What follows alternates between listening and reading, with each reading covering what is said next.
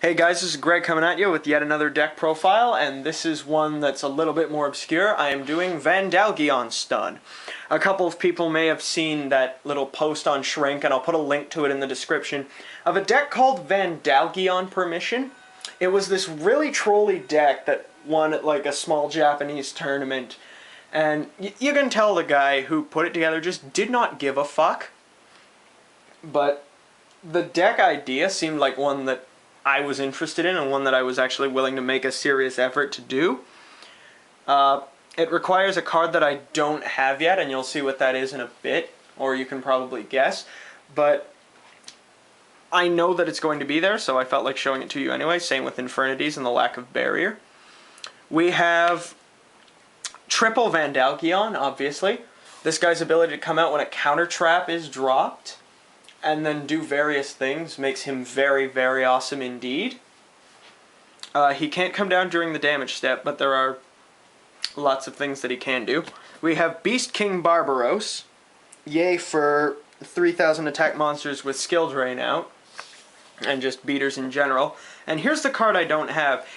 The deck list calls for Trip Cardcar D, both his version and my version did.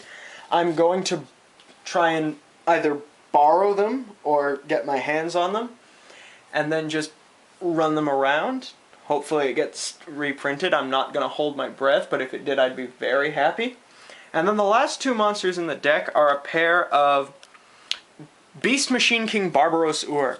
This is a card that doesn't see a lot of play, but it's great for this particular deck. You're already running Barbaros, and you've got Cardcar D. Cardcar D can't be revived, and Barbaros usually won't be, so Barbaros Ur is an easy thing to drop.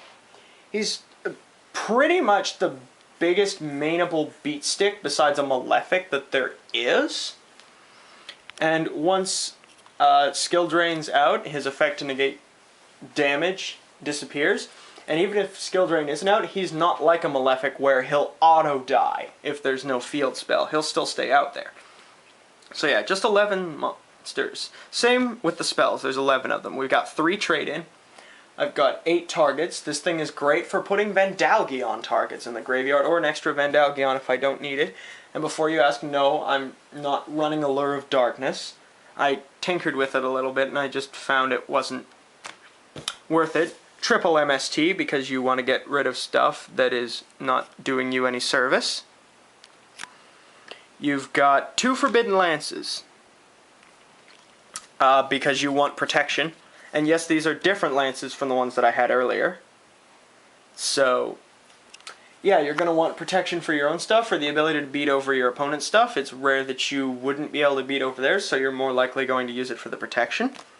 2 Pot of Duality, because with Barbaros and Cardcar D, you don't necessarily need special summons, and Vandalgion will usually be dropped on your opponent's turn, so it doesn't interfere with this. And then lastly, we have 1 Monster Reborn, because it's a staple. Obviously no Heavy Storm, because it's such a back row heavy deck. The lack of a Dark Hole I explain by saying, well, I'm usually going to have the bigger beater. On to traps, 18 of them. We have 3 Dark Bribe, because after Solemn Judgment, this is the most versatile counter trap there is. Yes, having my opponent draw an extra card sucks, but if I'm negating something that has a cost, I consider it worth it. Or if I'm negating something that's going to net them a lot of advantage, like Heavy Storm, I'm going to negate it, and then I'm going to drop Vandalgion, which is going to help me out. Then I've got 3 Reckless Greed. Between Cardcar D, Trade-In, and Reckless Greed, I have a monster, a spell, and a trap that let me draw 2 cards. Reckless Greeds, you obviously wait until you can stack them, but they net you a lot of draw power that you really need for a deck that's running so few monsters, and goes through its stuff so quickly. 2 Starlight Road, same argument as Infernities. You're running a deck where you have a lot of back row, so you're going to want 2 of these. Just never set them both at once. I've learned that the hard way. You end up with clogged zones. Divine Wrath, because it's pretty much the only thing that negates effect monsters' effects. We all know what Dalka can do, and this thing can actually put a monster in the graveyard for Vandalgion to bring back, potentially. I find that the discard cost, even without that, really isn't that bad, depending on what you're hitting. Then you have 2 Solemn Warnings. Now be very careful with this thing in Vandalgion. Vandalgion specifically requires that a card's activation or effect be negated. So if you are just negating their summon, you can't drop Vandalgion. But if you negate a spell, trap, or monster that is summoning something, then you can absolutely do this. I'm going to have to look up exactly how that goes with Gemini summons. I think that because that's a game mechanic, it won't work with that, but it's worth checking. Then we have 2 skill drain. The reason I'm not running 3 is because I just can't justify it. Vandalgion will still drop with this thing out, he just won't get the secondary effect. And for what the other 2 big beaters are gaining, it's far worth it. Besides, I won't always have this thing out, so Vandalgion can get his effect in. 2 Fiendish Chains.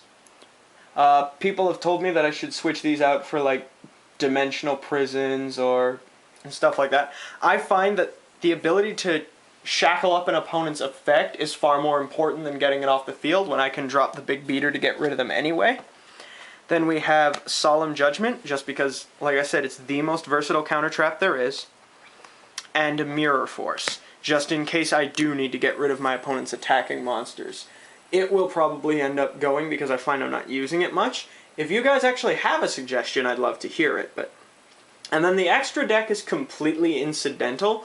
Most of the time you're not even going to touch it. I just fill one out so that my opponent won't know what I'm running right away. With the release of number 22 Fran Ken in Japan, that creates an interesting potential, and in fact they've got a couple of rank 8s we don't have.